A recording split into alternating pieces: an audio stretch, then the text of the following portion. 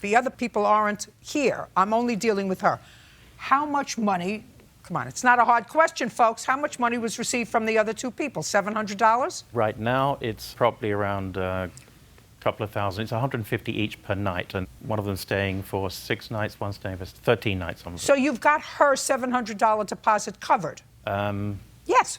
Partially. No, not partially, totally. It makes my life much easier. Okay, so I want you to be smart next time. Next time, read it carefully. He didn't guarantee you a refund, but he can't make an additional profit because I don't think that that's fair. Right. So if your spot has been replaced, and I don't have another 2 people here who are suing, so I'm only dealing with you, but if they've replaced that spot, so they are not out any money, correct? We are, in fact, out of money, yes.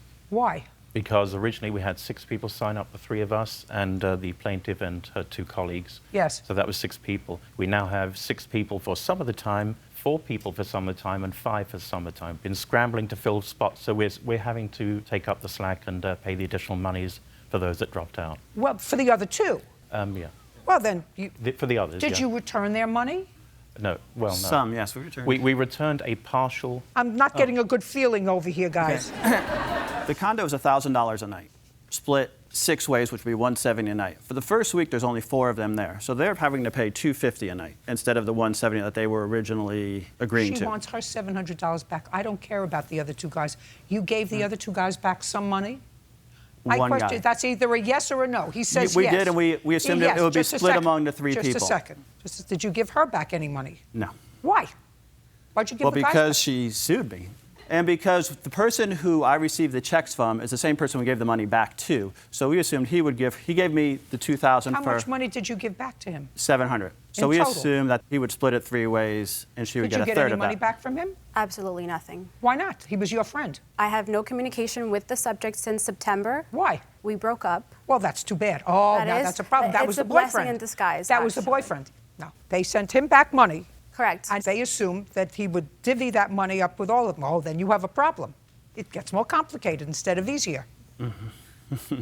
Now, your lawsuit is premature because they don't know how much money they're going to have in total yet. Right, exactly. You can't get your $700 back pursuant to a contract that it was a refundable deposit. And if they're trying to fill the spots, that's one thing. And you also have a boyfriend who took his entire $700, your ex-boyfriend. Well, $1,400 according to him. He gave them a $1,400 deposit, but I don't want to discuss his case. He's not present. Listen to me. You're not getting your money back. Now, you do not have a cause of action against him for the return of your deposit. They have to know how much out of pocket they're going to be because you and your boyfriend canceled. They can't make additional money, but right now they don't know how many people and for how many nights it's going to be. And your ex-boyfriend also got a chunk of change that he didn't share with you. Which is his deposit. No.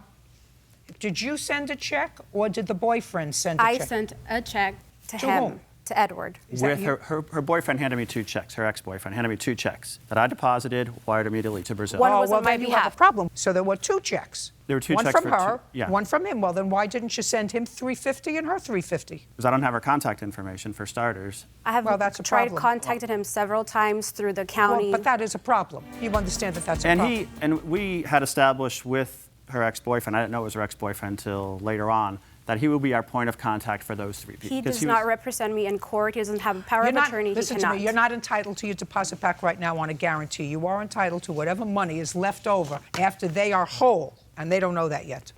They don't know that yet. When do you leave for Brazil? 2 weeks. On the 2 weeks' time. 25th. Okay. I suggest you keep very good records because she is entitled to some money back if, in fact, there is any money left over.